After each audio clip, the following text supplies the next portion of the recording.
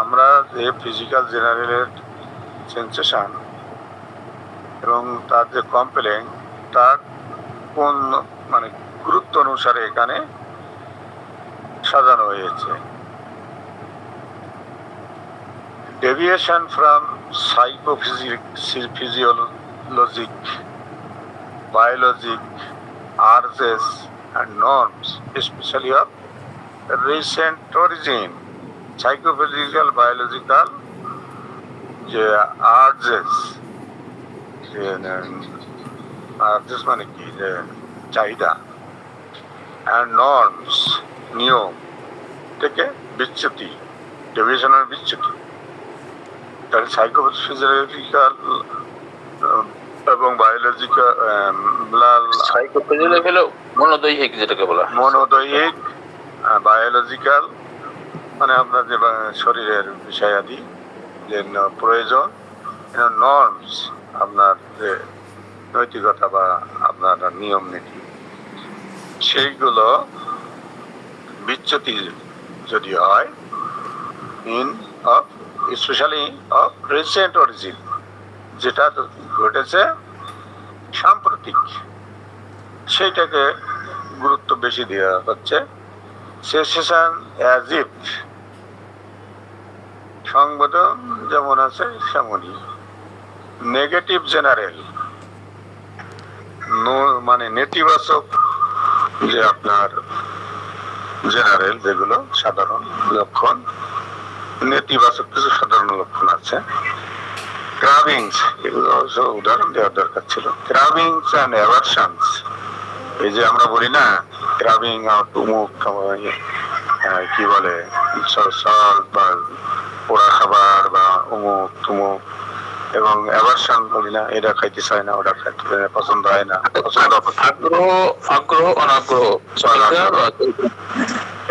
এইগুলো আলেগে এরা, এইগুলো রিসেন্ট যদি কোনো ডেভিয়েশন হয়ে থাকে, পরিবর্তন সাম্প্রতিক যে বিচ্যুতি হয়েছে, সেইগুলোকে গুরুত্ব দিতে হবে। কনস্টিটিউশন মানে পর্যায়ক্রমে বলা হচ্ছে কোনটা গুরুত্বপূর্ণ। কনস্টিটিউশন অ্যান্ড ডায়াথেসিস, তার কনস্টিটিউশন যেটা তার চিত্র, এবং ডায়াথেসিস মানে তার মানে ধাতুগত লক্ষণ ইত্যাদি, এবং সেক্সুয়াল জেনারেল, তার সেক্সের কিরকম তীব্রতা আছে কি নাই বা ইম্পর্টেন্সি ইত্যাদি। প্যাথোলজিক্যাল জেনারেল, এইবার আবার বলা হয়েছে প্যাথোলজি, যেটা রোগ সম্পর্কীয় এবং যেটা ডায়াগনোস করা যায়, দেখা বা অনুভব করা যায়। এরপরে আসলো আপনার 9 নম্বরে predisposition causes are of greater value in chronic diseases. Chronic disease মানে আমরা বলি দীর্ঘস্থায়ী রোগ। এই chronic ডিজিজের ক্ষেত্রে নির্ধারিত কারণগুলো বেশি মূল্যায়ন করতে হবে। ডিসপোজিশন কজেস, এইগুলো গ্রেটার ভ্যালু দেওয়া হয়েছে ক্রনিক ডিজিজের ক্ষেত্রে। তারপরে প্রিসিপিটেটিং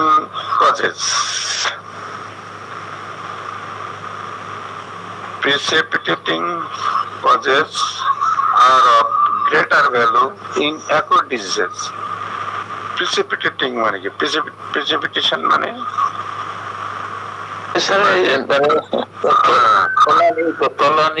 নিম্ন, এরকম নাকি স্যার? প্রিসিপিটেশন আমরা তো তলানি বলি প্রিসিপিটেশন, আবার প্রিসিপিটেশন বৃষ্টি হয় মানে যে হঠাৎ করে আসে, যেটা যে কারণগুলো অনেক মানে হঠাৎ আসে হঠাৎ যায়, হঠাৎ আসে হঠাৎ যায়, এইরকম ধরনের প্রিসিপিটেটিং। আবার আসলো হঠাৎ কিন্তু কিছুদিন অবস্থান করে, এইরকম ধরনের সিম্পটম। এগুলো অ্যাকুট ডিজিজের ক্ষেত্রে। অ্যাকুট ডিজিজ তো আপনার ওই আসে আর যায়, আসে আর যায়। ক্রনিক ডিজিজ আর অ্যাকুট ডিজিজের মধ্যে এই যে পার্থক্যটা, সেটাই হলো এখানে বলা হয়েছে যে এই রোগগুলো ক্ষণস্থায়ী, বেশি দিন স্থায়ী হয় না। তাহলে এই এই ক্ষেত্রে তারপরে এরপরে হলো মানে এগুলো ক্রোনোলজিক্যালি বলা হচ্ছে কিন্তু ইম্পর্টেন্সের দিক থেকে a strong characteristic general can overrule a number of weak particulars. একটি শক্তিশালী চরিত্রগত সাধারণ লক্ষণ বেশ কয়েকটি দুর্বল বিবরণকে মানে অগ্রাহ্য করতে পারে, মানে ওভাররুল করা। এ নাম্বার অফ উইক পার্টিকুলার্স থাকলেও আপনার শক্তিশালী কোন জেনারেল যদি সিমটম থাকে সেটাকে গুরুত্ব দিতে বলা হয়েছে।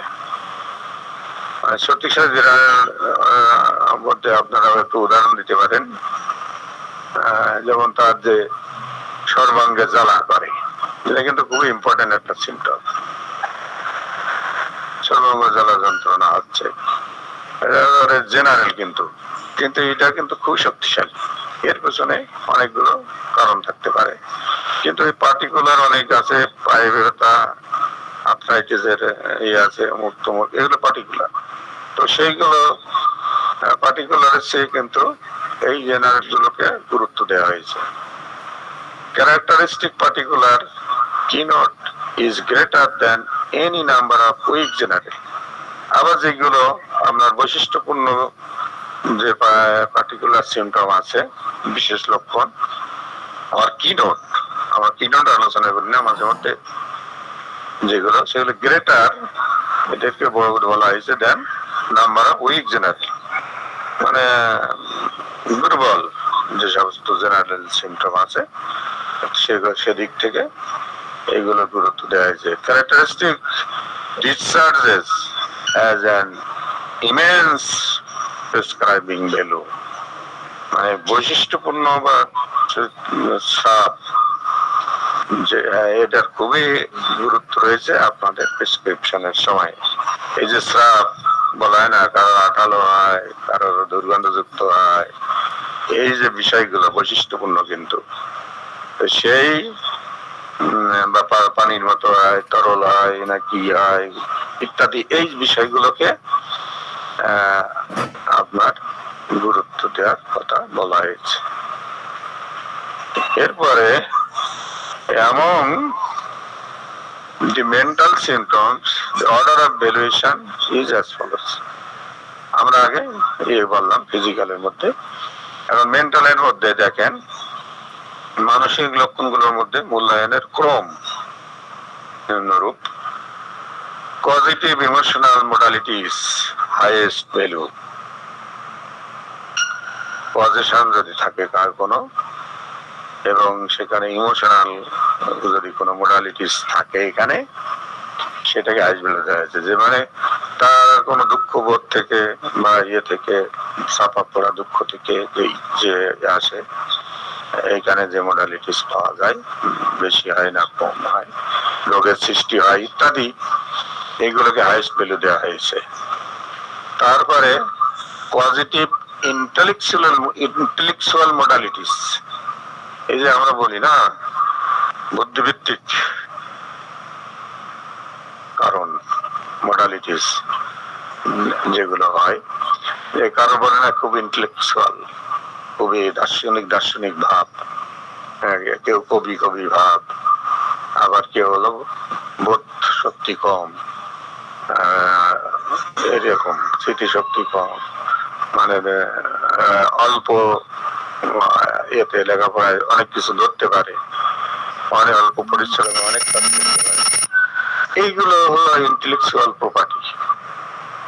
তারপর ইমোশনাল অ্যাগ্রাভেশন, মানসিক বা ওই যে বলা হয় না ইমোশনের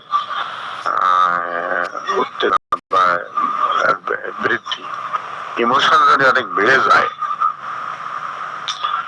তাহলে মানুষ কিন্তু অনেক ধরনের, এবং ইমোশনে পাগল হয়ে যেতে পারে, ইমোশনের কারণে মানুষ ভালো হয়ে যেতে পারে, অনেক ধার্মিক হয়ে যেতে পারে, এবং নানান, এবং এর থেকে অনেক রোগ বালাই হতে পারে, আবার অনেক সময় সুস্থ হতে পারে। এই যে বিভিন্ন বিষয়, ইন্টেলেকচুয়াল অ্যাগ্রাভেশন, তার বুদ্ধিভিত্তিক যে অ্যাগ্রাভেশন, ইমোশনাল কি বলে অ্যামেলিরিয়েশন, ইমোশনের কারণে তারা ভালো হয়, পজিটিভ ইমোশন বলা হয়, ভালোবাসা টাসা ইত্যাদি আনতে পানতে, এইগুলো দিয়ে তার যদি উপশম হয়, তার ফলে ইন্টেলেকচুয়াল অ্যামিলিটেশন, মানে এই দুই রকম ব্যাগ্রাভেশন এবং অ্যামিলিটেশন, এটা ইমোশনাল আর ইন্টেলেকচুয়াল দুটো লেভেলে বলা হয়েছে। আর ইমোশনাল স্টেট, তার মানসিক উন্নতি বা পদ্ধতি কোন অবস্থায় আছে, বুদ্ধিবৃত্তিক উন্নতি। এরপরে আমরা যদি যাই ইন্টেলেকচুয়াল কি বলে স্টেট, বুদ্ধিবৃত্তিক উন্নতি তার কি হলো, তার অবস্থা, তারপর তার স্বপ্নের কথা বলা হয়েছে ড্রিম, তারপরে বলা হয়েছে এরপরে বলা হচ্ছে আপনার ক্রাভিং এন্ড অ্যাভারশন, আপনার এইটা মানে চাহিদা, কোনটার প্রতি আগ্রহ বেশি, কোনটার প্রতি আপনার বিতৃষ্ণা, এটা হলো থার্ড গ্রেড মেন্টাল বলা হচ্ছে। আর মানে ক্রাভিং অফ এই যে কয়লা টয়লা ইত্যাদি, ক্রাভিং অফ আলাদার ফুডস, ক্রাভিং অফ মিট, কারোর আবার ডিম খেতে, রেভারশন খাইতে চায় না, যেগুলো পছন্দ করে না, থার্ড গ্রেড বলা হয়েছে। কোয়ালিফাইড মেন্টাল, কমন মেন্টাল, মানে যোগ্য মানসিকতা, এটা সাধারণ মানসিক যে পরিস্থিতি। এইবারে আপনার 15 নম্বর হচ্ছে concomitants are of highest value in prescribing totality, এটা বনি হোসেন বলছেন, concomitant are the highest value.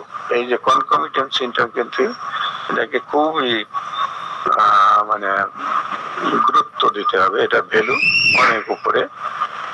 এরপরে mental concomitant in physical complaint and physical competent in mental complaint influence the choice of prescription.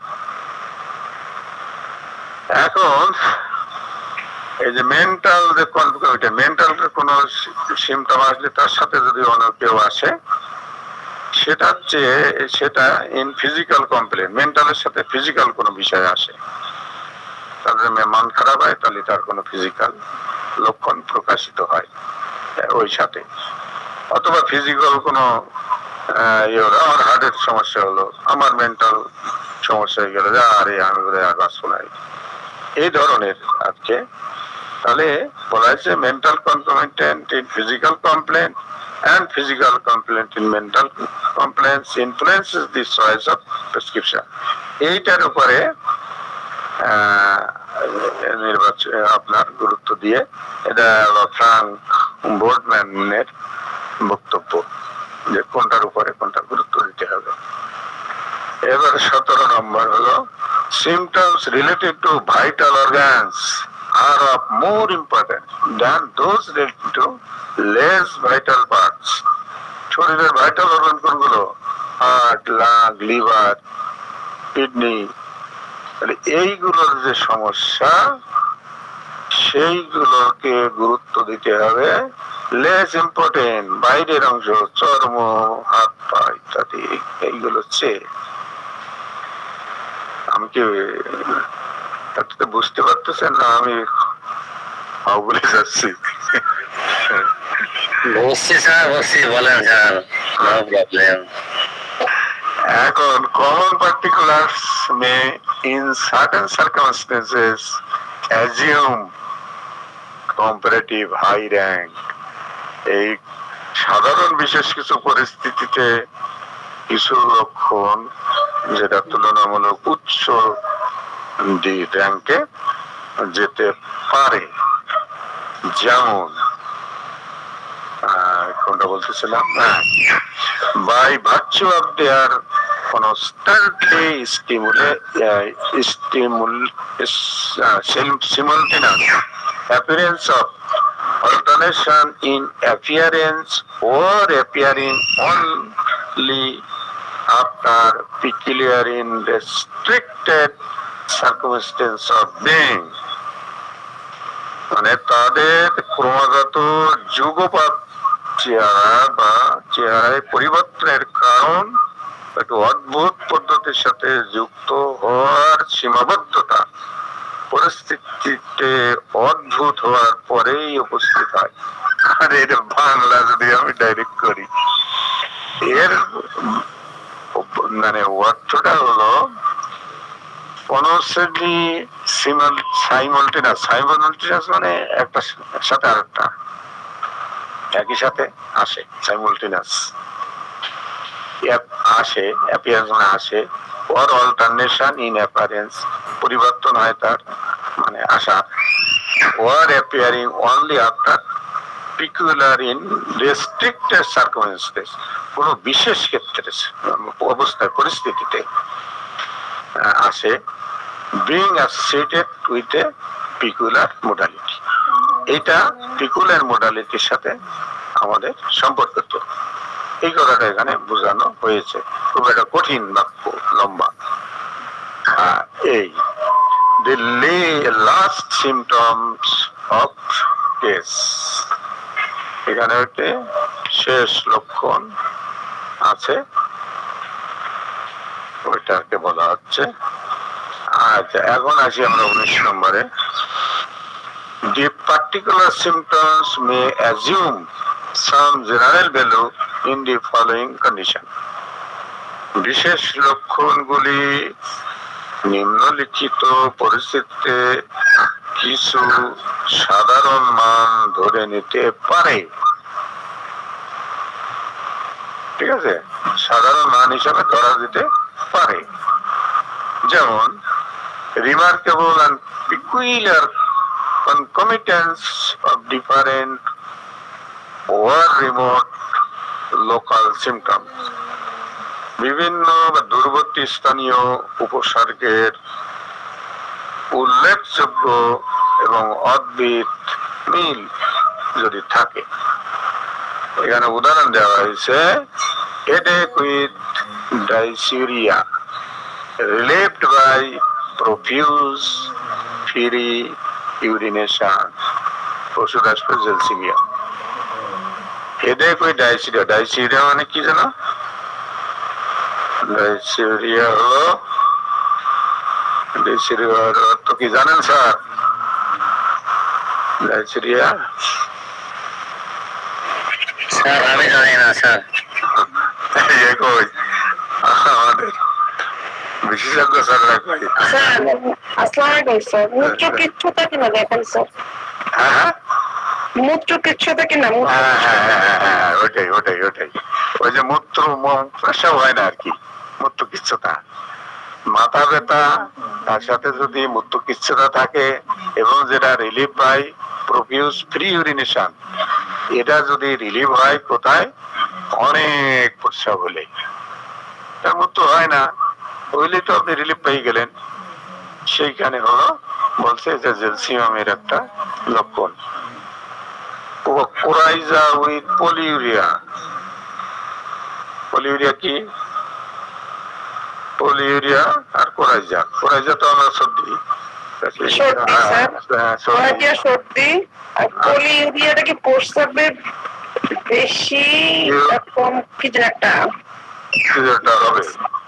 হ্যাঁ, প্রস্রাবের পলিউরিয়াটা বেশি বা কম যে কোনো একটা, একটু লাইনটা সম্পূর্ণ বললে মানে কোরাইজা উইথ পলিউরিয়া, কোরাইজার সাথে পলিউরিয়া হবে। যদি হয় তাহলে সেখানে ওষুধ হবে ক্যালকেরিয়া কাঠ। পলিউরিয়া মানে কি, ইউরিয়ার আধিক্য থাকে নাকি এতে প্রস্রাবের মধ্যে, অথবা এরকম কিছু, এটা হতে পারে। আচ্ছা, আবার আসলো অল্টারনেশন অফ সিমটম। অল্টারনেশন মানে পরিবর্তন, একটা থেকে আরেকটা যেতে পারে। Alternation of symptom. Headache in winter alternative with diarrhoea in summer, যদি আপনার শীতকালে মাথা ব্যথা হয়, তার আবার গরমকালে ডায়রিয়া হয়, এরকম যদি কোনো সমস্যা তার ইতিহাস থাকে, তারা বলে এখানে অ্যালোর কথা বলা হয়েছে, মানে এখানে কিছু উদাহরণ দিছে, মানে অল্টারনেশন অফ সিমটমের কিছু উদাহরণ। আবার লিউকেরিয়া অল্টারনেট উইথ পাইলস, মানে পাইলস যখন কমে লিউকেরিয়া বাড়ে, অথবা লিউকেরিয়া কমলে পাইল বাড়ে, এরকম অবস্থা যখন আছে এমন মিউট এর কথা বলা হচ্ছে। মানে এইটা আবার ওই আপনার বিক্রির মতো আর কি, ব্যাপারে বিলকিস ম্যামের। আচ্ছা, এরপরে আমরা যদি যাই outstanding peculiar local modalities. Sir polyuria সম্পর্কে আমি একটু বলি স্যার। হ্যাঁ, ওই গুগল মিয়ার। স্যার এখানে লেখা আছে, পোলিওরিয়া আক্রান্ত ব্যক্তি প্রচুর পরিমাণে প্রস্রাব করেন। অনিয়ন্ত্রিত ডায়াবেটিসে উচ্চ রক্তে শর্করার মাত্রার কারণে পোলিওরিয়া দেখা দেয়। কিডনি এই অতিরিক্ত চিনি শরীর থেকে বের করে দেয়। এটি করার জন্য কিডনি অস্বাভাবিকভাবে প্রচুর পরিমাণে প্রস্রাব তৈরি করে। এক কথায় অতিরিক্ত প্রস্রাব হয় স্যার। পোলিওরিয়া মানে অতিরিক্ত প্রস্রাব। তাহলে যদি কোরাইজের সাথে প্রস্রাব বেশি হয় ঘন ঘন, তাহলে সেখানে বলা হয়েছে ক্যালকেরিয়া কার্প একটা ভালো ওষুধ। আগের লাইনটা কি ছিল স্যার, যদি আমি ক্ষমা করবেন? ওই যে যেটা ছিল ওই ডায়সেরিয়াটা, মাথা ব্যথা কমে যায়। Dysuria relate by profuse free urination. আচ্ছা, হ্যাঁ ঠিক আছে। আর আপনি ভাই বাংলাটা লক্ষণ জ্বলছে স্যার। প্রেজেন্টেশনটা দেখতে পাচ্ছেন আপনি? জি স্যার। স্লাইড আছে। ও না, বড় করতে হবে। আমি দেখতে পাচ্ছি না। বড় করে নেন। হ্যাঁ, বড় করতে হবে। ওখানে ক্লিক দিলে বড় হয়ে যাবে। চোখ শেষ আমার। তা এইগুলো আর কি আমরা যেগুলো বললাম। এখন দেখেন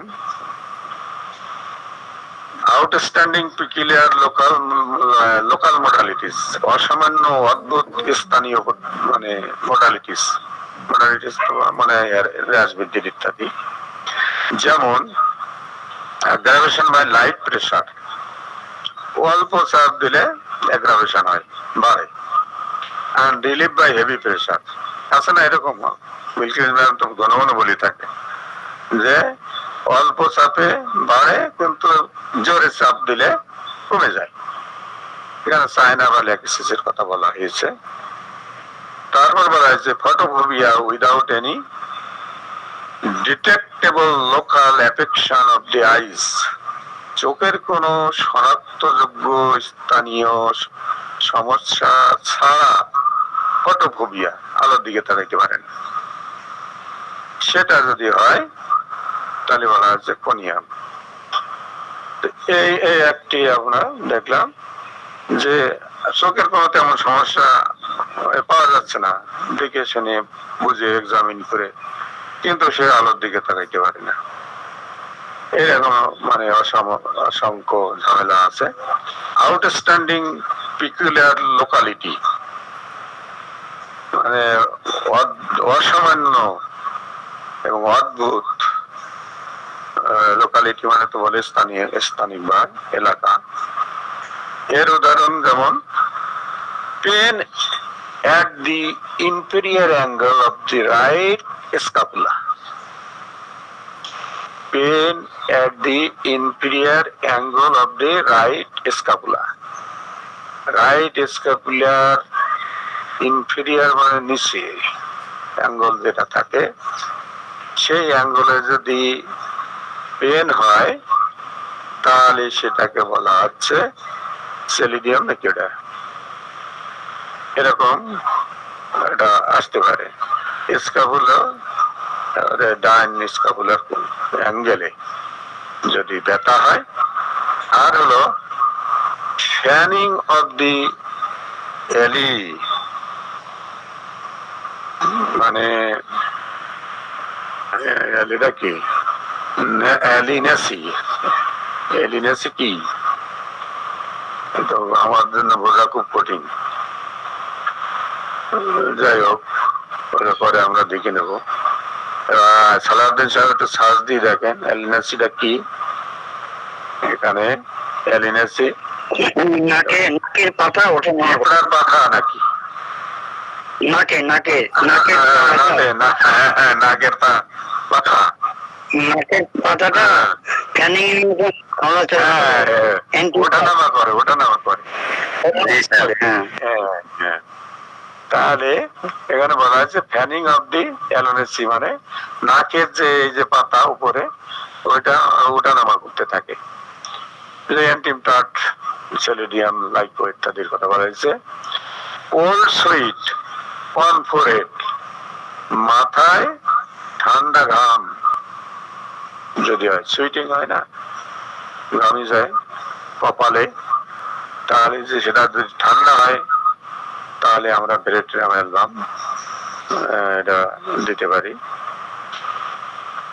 কিছু উদাহরণ দেওয়া হচ্ছে এখন।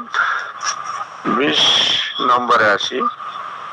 It is not to be expected that a remedy that has the generals must have all the little symptoms.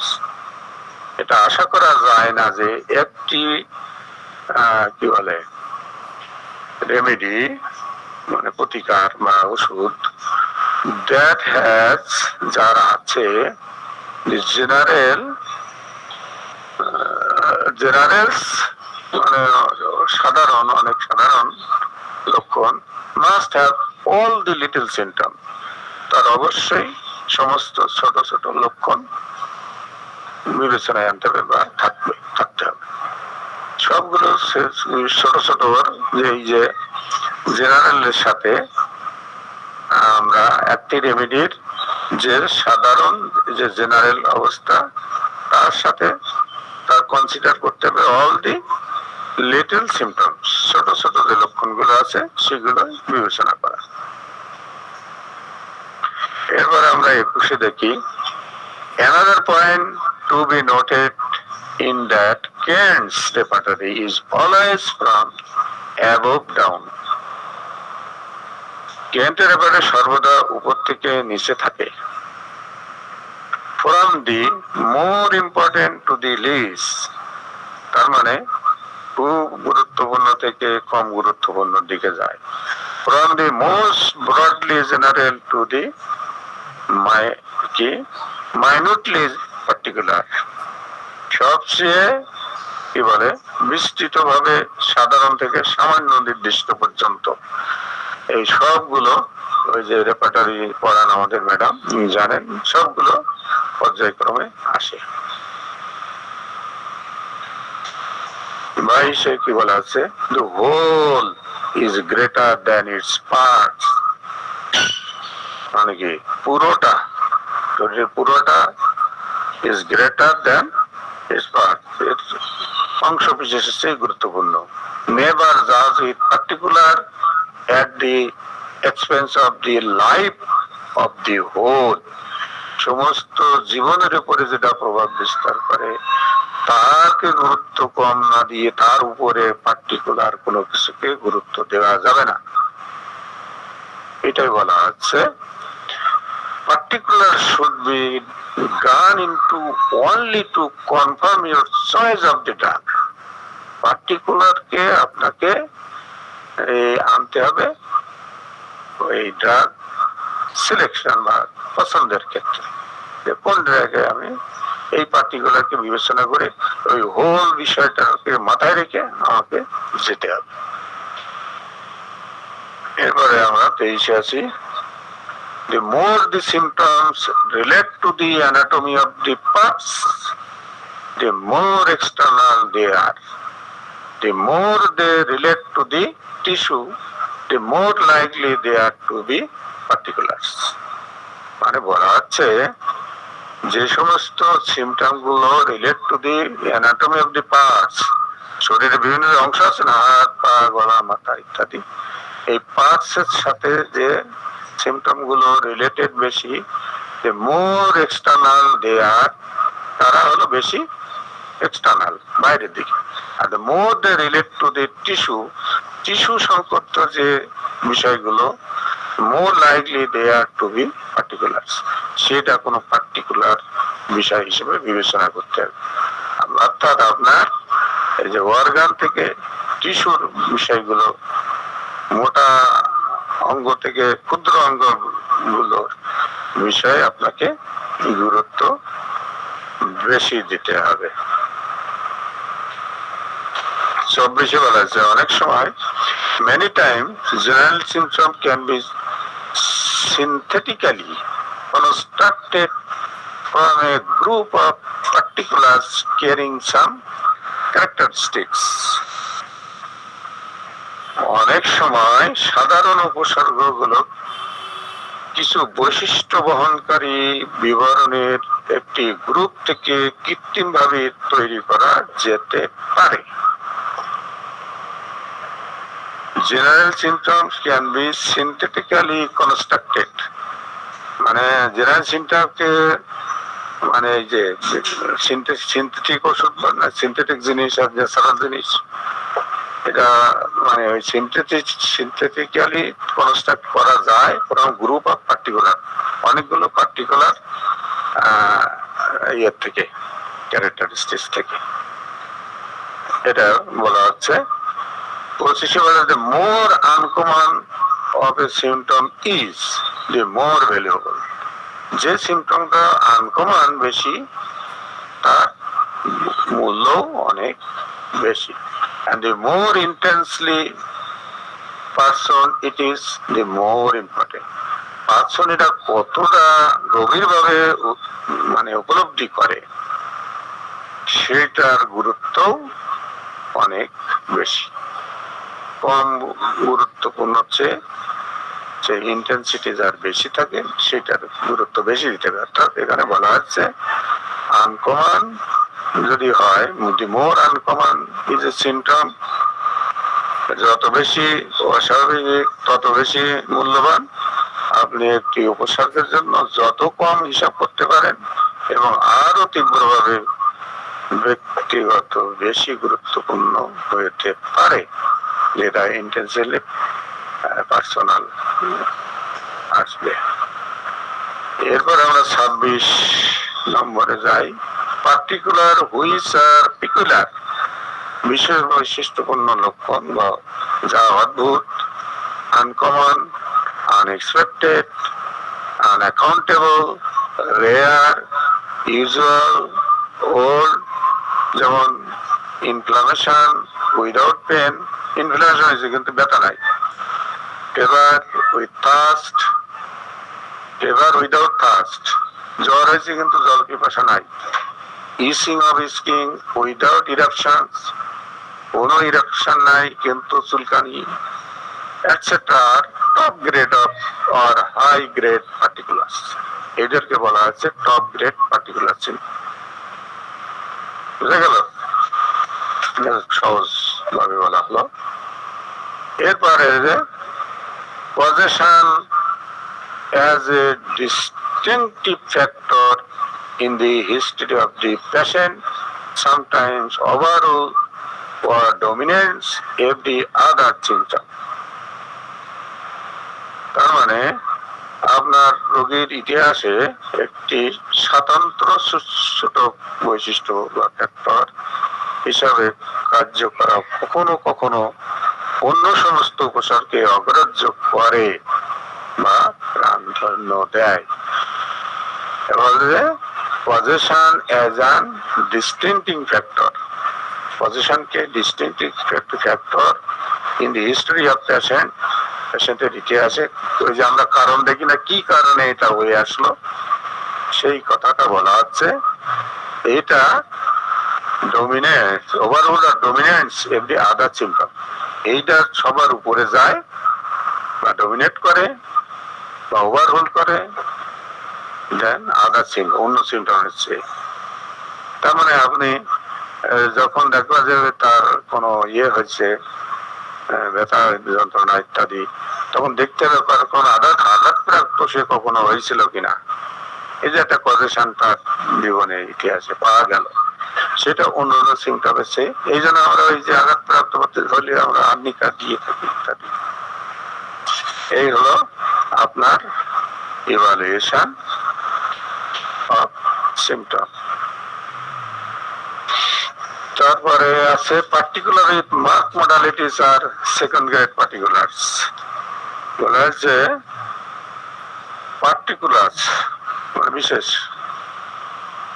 With mark modalities, বিশেষ লক্ষণ যার মোডালিটিস আছে, বৈশিষ্ট্যপূর্ণ মানে মানে খুবই দৃঢ় উচ্চ মার্ক, যেটা খুবই বোঝা যায় যদি মোডালিটিস পারে। আর second grade particulars, third grade particulars আর non-descript common symptom without any appreciable mortality. তার মানে তৃতীয় গ্রেডের বিষয়গুলো হলো কোন মানে নন ডেসক্রিপ্ট, মানে যেগুলো আসলে কমন সিমটম, যেগুলো কোন ডেসক্রিপশনের মধ্যে আসে না, উইদাউট এনি অ্যাপ্রিসিয়েবল মোডালিটি, যার কোনো মোডালিটি নাই, তার জন্য ধর্তব্যের মধ্যে খুব একটা আছে না। They have addressed some diagnostic value but least prescribing value. এদের শনাক্তকরণের জন্য বিশেষ করে গুরুত্ব আছে, কিন্তু প্রেসক্রিপশনের জন্য এদের গুরুত্ব কম। এই পর্যন্ত হলো আমাদের আজকের কি বলে আলোচ্য। এরপরে আছে কনসেপ্ট অফ রেপার্টরিয়ান টোটালিটি। এই চ্যাপ্টারে আমরা রেপার্টরিয়ান টোটালিটি কিভাবে বের করব সেই সম্পর্কে বিস্তারিত আলোচনা করা হয়েছে। আমার মনে হয় আমরা সিমটম ইভালুয়েশন ইন জেনারেল বিভিন্ন পদ্ধতি এইগুলো নিয়ে আলোচনা করেছি। আজকে আর না এগোনোই ভালো হবে, এই মাথার মধ্যে ভোঁ ভোঁ করতেছে, আমরা বুঝতে পারতেছি কিনা। আমি তো খুব মানে খোলাসা করে উদাহরণ দিয়ে কেস দিয়ে বলতে পারি না, আমি পণ্ডিতও না, আমার অভিজ্ঞতাও নাই, আমি খুব লেখাপড়া করি ছাত্র, সেই হিসাবে কেসগুলো উপস্থাপন করলাম। আমরা কিভাবে সিমটম গুলোকে গুরুত্বপূর্ণ বলে মনে করব এবং আমাদের রেমেডি সিলেকশনে আমাদের কারা কারা সহযোগিতার বিশাল আলোচনা 2 দিন ধরে আমরা করলাম।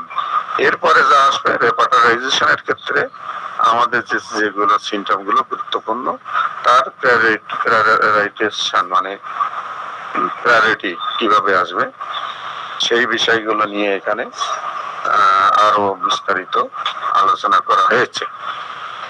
আমার মনে হয় আজকে এই পর্যন্ত থেমে যায়, নাই সবার মাথা ধরে যাবে। জি স্যার, অনেক প্রাণবন্ত আলোচনা হয়েছে সিমটম নিয়ে। আজকে আমরা সিমটম পর্যন্তই থেমে যাই।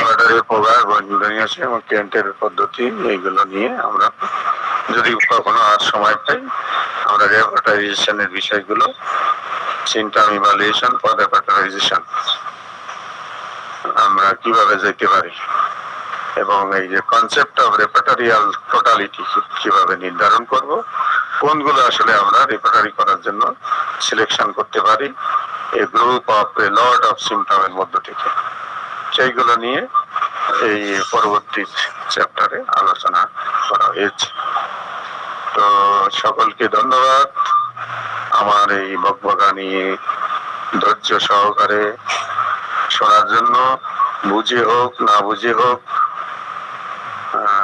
ধৈর্য ধরে যারা আছেন তাদেরকে অসংখ্য ধন্যবাদ।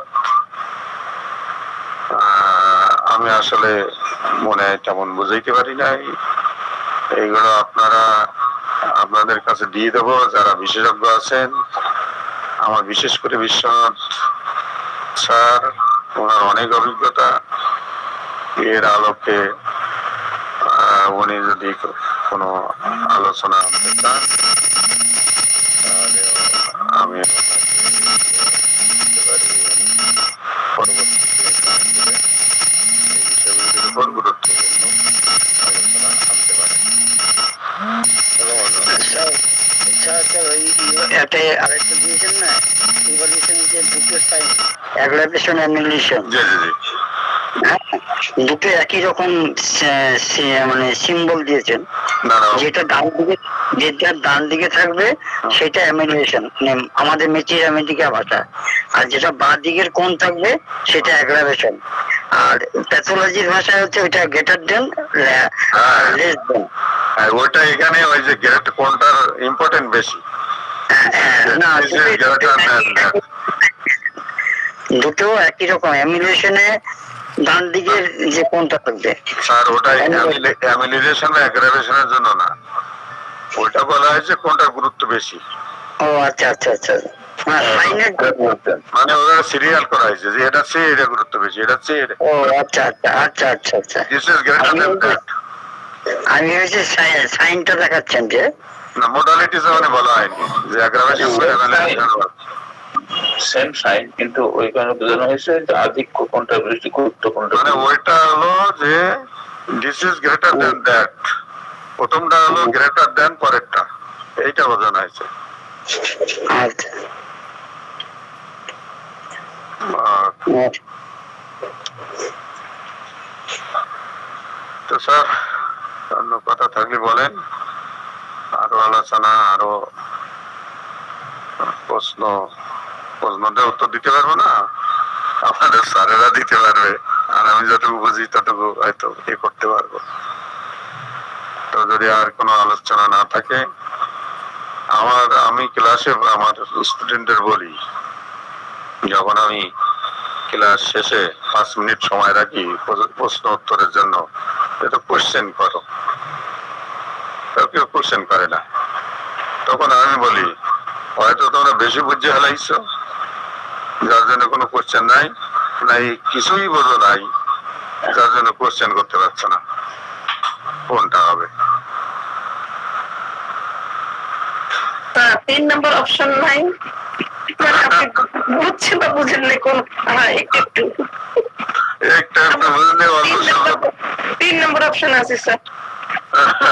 আমি একটু বুঝছি, তাহলে ওই একটু বলছেন না আপনি মাঝে মাঝে, ওই আপনি একটু বুঝছেন বলে একটু বলছেন, কথা বলছেন, মানে এটা রেসপন্স দেখলে বোঝা যায়। ক্লাসের রেসপন্স থেকে আপনি যদি শিক্ষক হন, আপনি ডিটারমিন করতে পারবেন যে ক্লাসের ফাঁকে ফাঁকে কিন্তু আবার স্টুডেন্টরা ব্যাখ্যা চায়। যখন শিক্ষকের শেষ কথাটা স্টুডেন্টের কাছে আসবে, তখন শিক্ষকের সার্থকতা যে আমি এই পর্যন্ত গেলাম, এবং তার লাস্ট রেসপন্সটা স্টুডেন্টের কাছে আসবে। শিক্ষক যখন কথাটা ছেড়ে দেবে, এরপরে দিস ইজ দ্য অ্যান্সার। এটা হলো ফিডব্যাক। জি, তারা কি কতটুকু বুঝলো, অনেক সময় করে মাঝে মাঝে থামাইয়ে ব্যাখ্যা যায়, প্রশ্ন করে, সেটা হলো রেসপন্সিভ ক্লাস হয়। যখন দেখা যাচ্ছে একেবারে নিশ্চয় বই সব বসে দিয়েছে, তখন মনে বুঝতে হবে যে এরা অমনোযোগী, অথবা বুঝতে পারতেছে না, এরকম।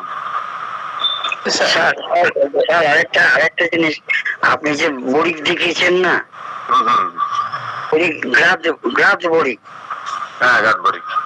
আর উইলিয়াম বড়িক হচ্ছে ম্যাথমেটিক্যাল। ও গাছবাড়ি আলাদা না, দুইজন আলাদা। ও আচ্ছা আচ্ছা, তাহলে আমরা উইলিয়াম বরিকের মধ্যে যাইনি। না, উইলিয়াম বড়িকের আলাদা, আর গ্রাজ বড়িকের আলাদা অর্গানন অফ মেডিসিন পাওয়া মানে লেখা আছে, মানে ওইটা মানে উনি ব্যাখ্যা করেছেন আর কি।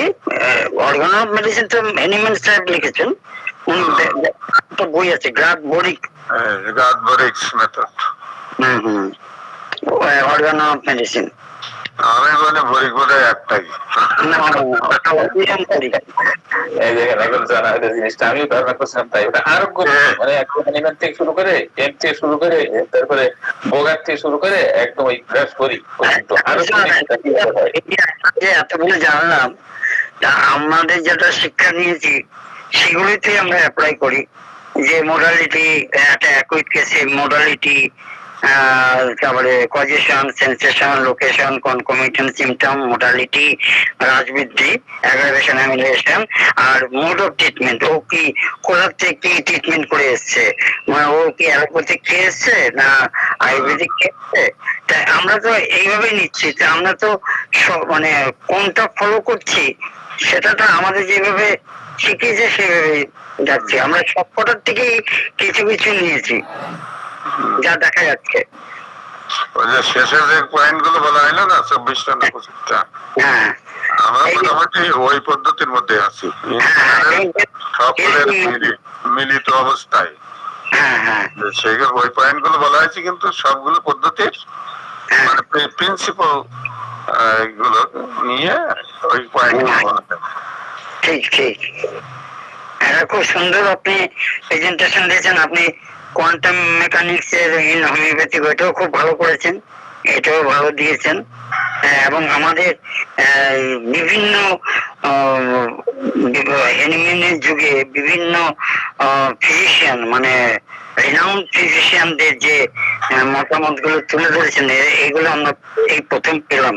আমরা শুনেছি ওনার এই মত অনেকে বোগারের মতে চলে, অনেকে বনি হাসেনের মতে চলে, কিন্তু তারা এরকম ব্যাখ্যাটা এরকম পাইনি, এই প্রথম পেলাম।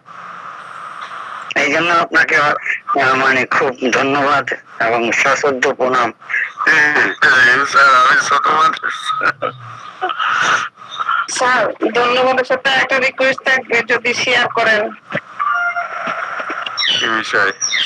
আপনার ইয়াগুলো স্লাইড গুলো গ্রুপে যদি শেয়ার করেন, আমরা আবার একটু মাঝে মাঝে দেখে নিলাম। আমি ভাবছিলাম শেষ করে তারপর শেয়ার করবো।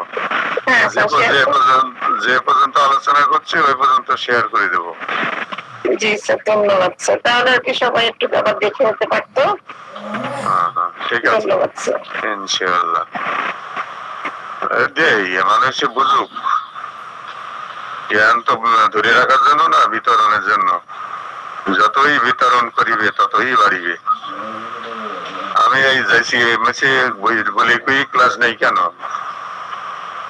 মানে আমারও নিজের পড়াটা একটু হয় আর কি। এইসব এত ধারণা তো আমার মধ্যে এখনো পর্যন্ত জন্মায় নাই। আজকে একটু পড়লাম আপনাদের সাথে। আরো যদি ভালো হতো যদি আপনারা পার্টিসিপেট করতেন, ব্যাখ্যা সহযোগিতা করতেন, তাহলে কিন্তু আরো প্রাণবন্ত হতো এই আলোচনা। স্যার আপনাকে তো আমরা বাধা দিতে পারি না। আমরা না, আমি তো সবসময় আশা করি যে আমি আসলে মাঝে মাঝখানে কথা বলতে পারতাম। মেডিকেলের এই বিষয়গুলো আমার মাথায় কম। আমি ধরেন এখন তো বয়স হয়ে গেছে, আবার আমার চাকরি জীবন শেষের দিকে।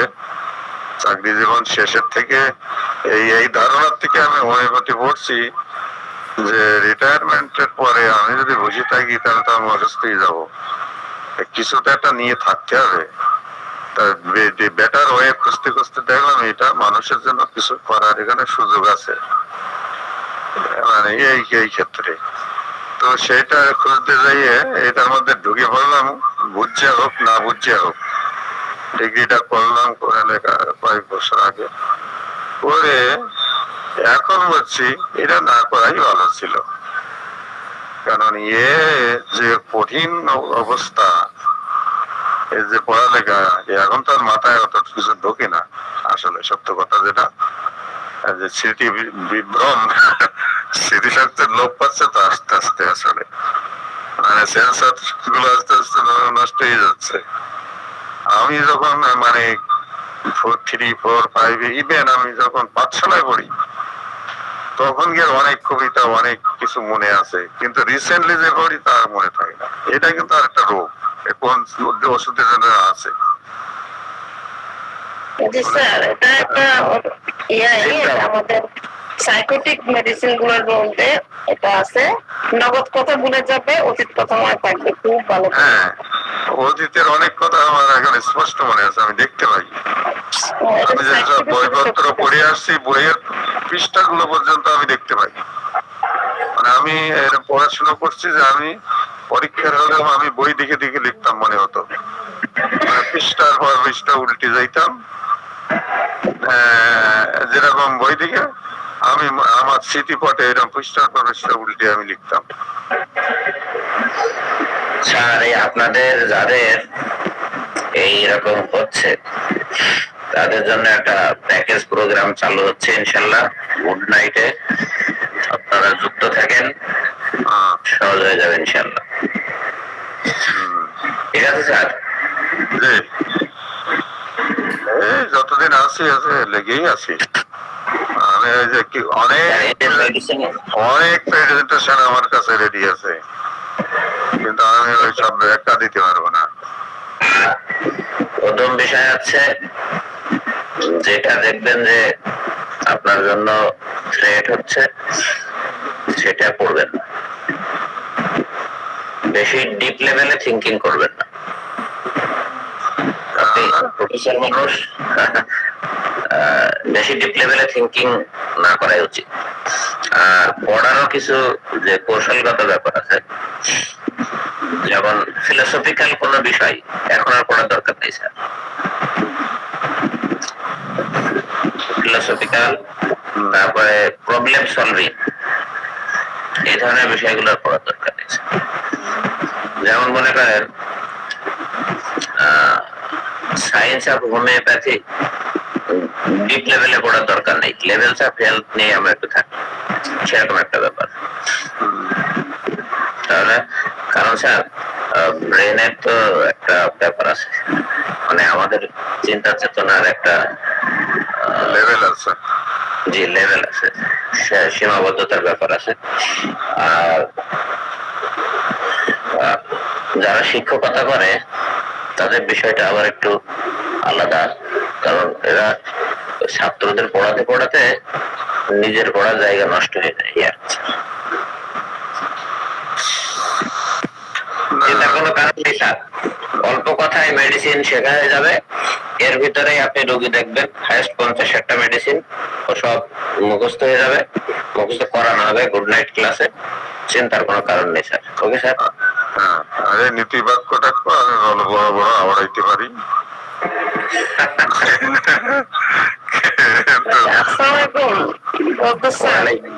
জি জি এই কথা বললে দুর্বল করে দিবেন না, উনি কিন্তু ভালো পারেন। তারপরে জজ বিতুল কাছের সাথে যদি আপনি তুলনা করেন তাহলে স্যারের সাথে তুলনা করতে পারেন। উনি কিন্তু 93 বছর বয়স, এখনো লেকচার দিয়ে যাচ্ছেন, তো ওনার মাথায় কিন্তু ভালোই। উনি যখন লেখালেখি শুরু করছে 60 বছরের পর থেকে মনে করছে স্যার। তাহলে আমরা ওই যে আমাদের কমে গেছে বা ধরবে না এটা বললে মাথার ব্রেনটা আরো প্রশ্রয় পেয়ে যাবে। স্যার স্যার ভালো পারবে, আরো ভালো স্যার পারবে। স্যার আমাদের আমাদের ব্রেনে নাকি মেমোরি নাকি 300টা ড্রয়ার আছে। হ্যাঁ, তার মধ্যে নাকি আইনস্টাইনের নাকি 10টা ড্রয়ার ভরতে পারিনি। জি স্যার। তাদের আমরা আব্দুল মান্নান স্যার রিটায়ার করার পরে উনি যখন হোমিওপ্যাথিক নিয়ে লেগে থাকবে, কবে যে চোখ বন্ধ করলেই যে 10টা বছর বেরিয়ে যাবে, দেখতে দেখতে 10 বছর বেরিয়ে যাবে। স্যার এত সুন্দর প্রেজেন্টেশন উনি করতে পারছেন, ওনার কাছ থেকে আরো কিছু বের হবে।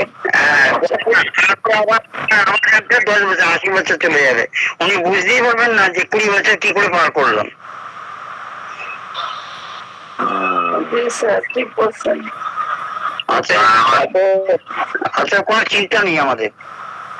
আমার পানিওয়ালা নেই, ভাত রান্নাকে খাওয়া লাগছে, আমি এখন বুঝতে পারছি কিভাবে রান্না হয়। স্যার রান্নাটা হচ্ছে শিল্প। এই যে যারা বাড়িওয়ালাদের গুরুত্ব দেয় না, মানে কি কাম করো আর কি, রান্না বান্না আর এই জানে, ওই যদি অ্যাবসেন্ট থাকে এবং একদিন যদি নিজে করতে যান, একদিন মাত্র একদিন, তাহলে বুঝবেন যে ওটার গুরুত্ব কতটুকু।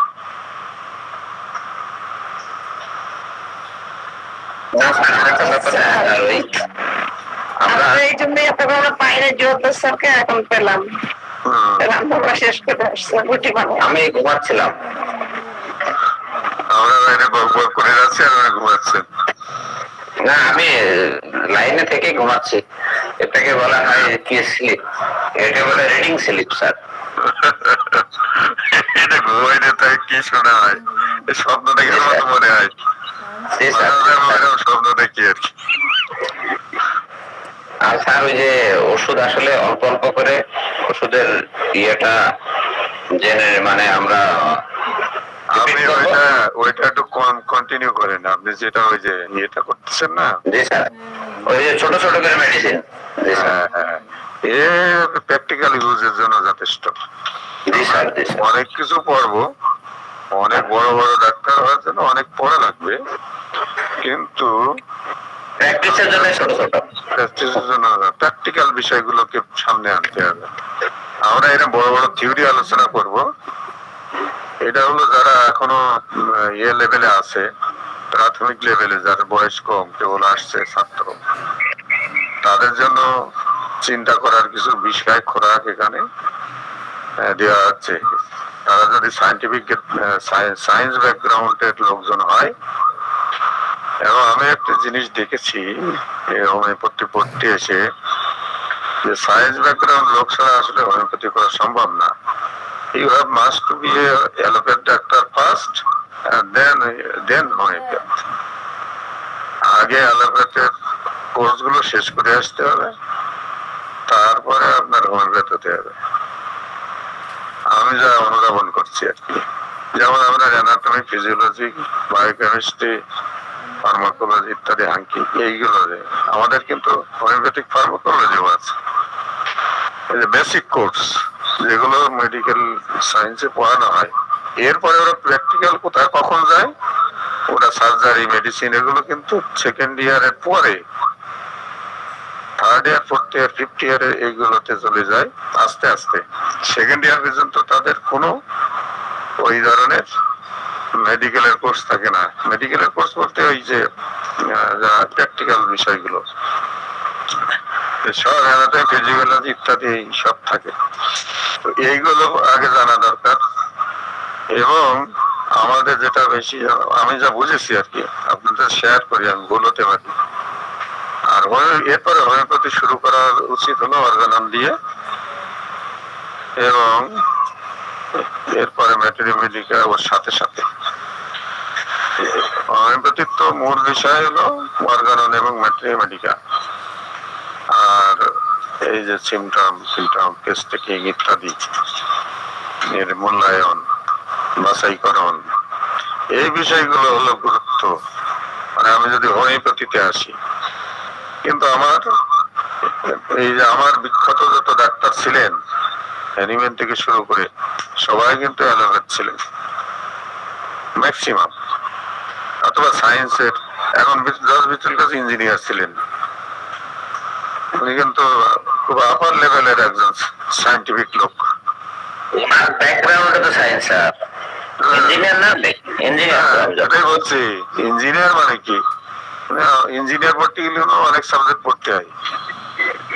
না এখানে স্যার ওই যে কোয়ান্টামের যে বিষয়গুলো, ওগুলো সব ফিজিক্সের ব্যাপার, ইঞ্জিনিয়ারিং ফ্যাক্ট।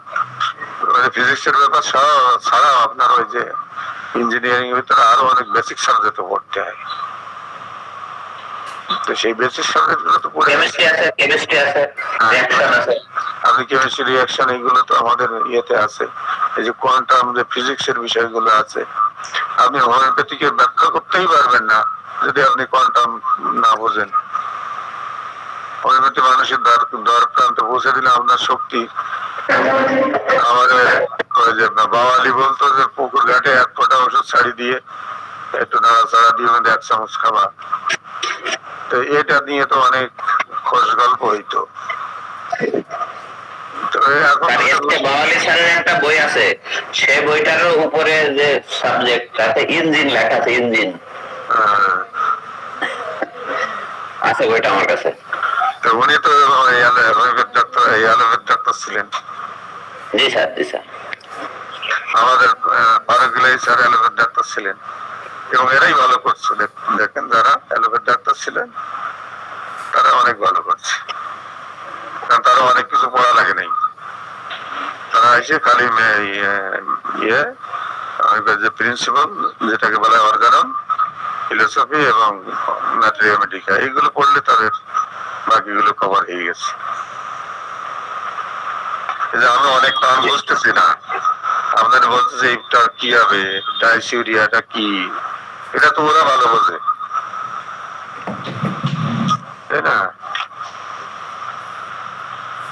এই হলো আর কি, গল্প করলাম। এটা হচ্ছে ওই ডেস্কটপ গাইডে,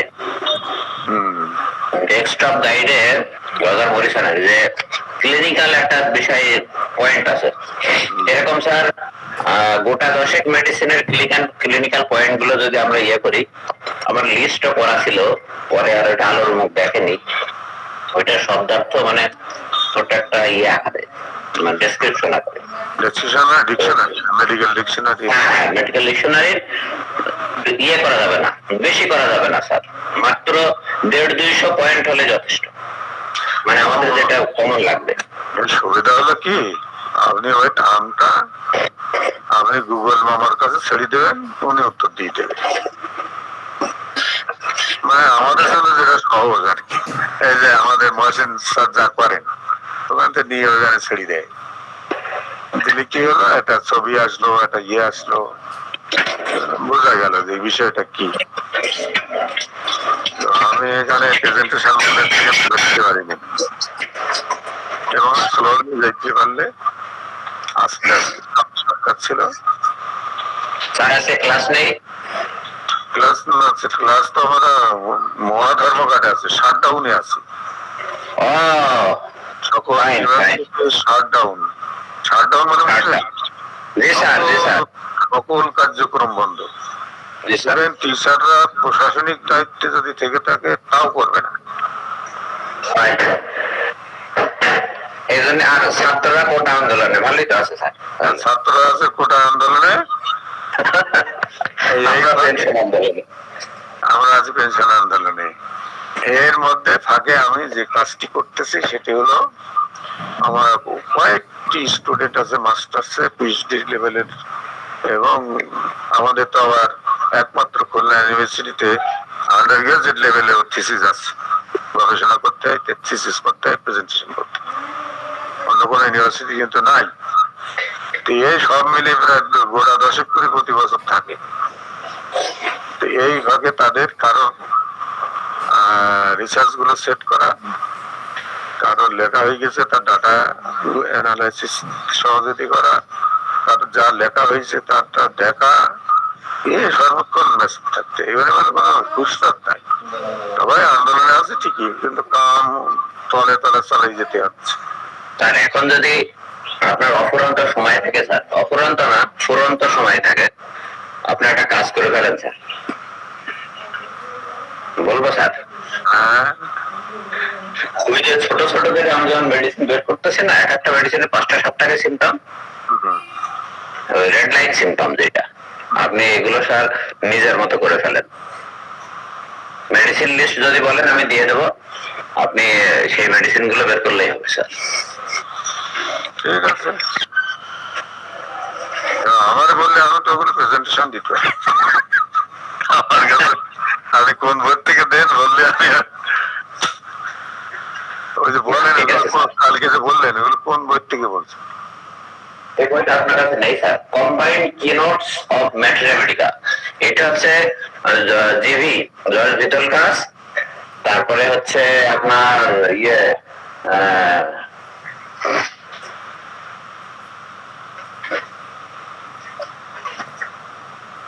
আমি বলতেছি, সময় কম, আমার 8টায় ক্লাস। এলেন মরিসন, জর্জ ভিতলকাস, এলেন আর মরিসন, এই যথেষ্ট। মানে কম্বাইন্ড কিনোটস অফ ম্যাথমেটিকা, ম্যাথমেটিকা এই নামে একটা মার্কেটে একটা কম্পাইল করা বই আছে, কম্পাইল করা।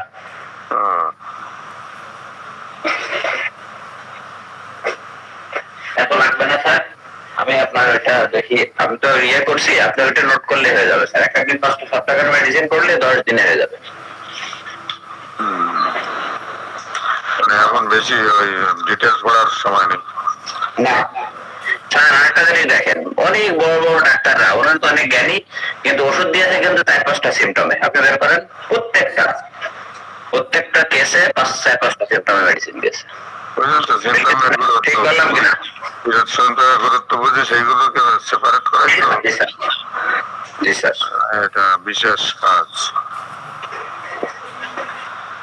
ওকে, ঠিক আছে, জি স্যার। আচ্ছা, ওই ইয়েটা আমরা করে নিয়ে আসতেছি, কিন্তু আমার আবুল কাসেম স্যার সময় দিচ্ছে না।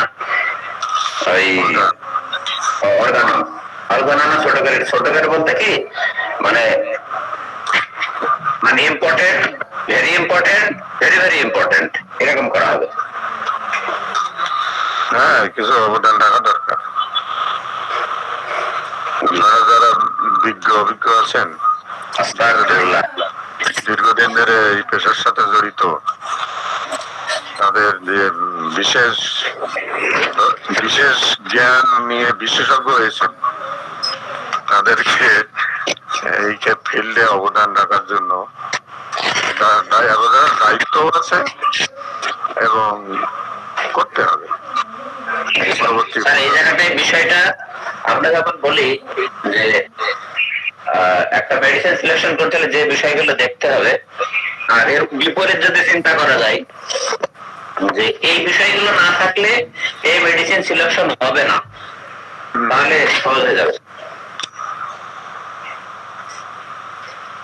একটা হবে সিলেকশন হবে পজিটিভলি, আর যদি নেগেটিভলি ভাবি এই ক্যারেক্টার না থাকলে এই মেডিসিন আসবে না। জি স্যার, আসবে না। এইটা যদি আমরা ইয়ে করতে পারি তাহলে আমাদের সহজ হবে স্যার। এই তো এই বিষয়গুলোই তো ইম্পর্টেন্ট।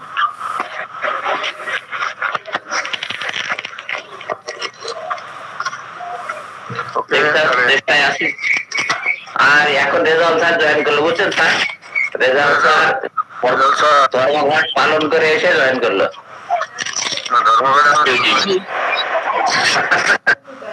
রেজাল্ট স্যার আমার কি ইয়ে করে দিছো? আজকে স্যার আমারটা কি হবে? আমি তো আসলাম স্যারের সাথে কাছে ঠিকানা দিছি, টাকা জমা দেবো কার কাছে স্যার? ডিমান্ডের কাছে দিলে হবে না? রেজাল্ট স্যার দিলে হবে, হয়ে যাবে। না, আমার আসলাম স্যার আবার একটু অলস প্রকৃতির, তো দেখা যাচ্ছে যে আমারটা মনে নেই। তো অলস না, মারাত্মক অলস। রেজাল্ট স্যার আমাকে করে দিও। আচ্ছা ঠিক আছে, আজকে হয়ে যাচ্ছে স্যার। ঠিক আছে, জি স্যার।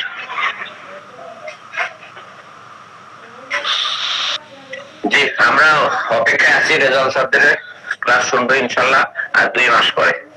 তো আর ক্লাস 2 মিনিট বাকি আছে, আমি রওনা দিলাম। আসসালামু আলাইকুম, আল্লাহ হাফেজ।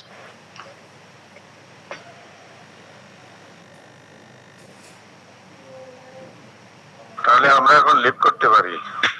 আপাতত আমাদের ক্লাস, আজকের আলোচনা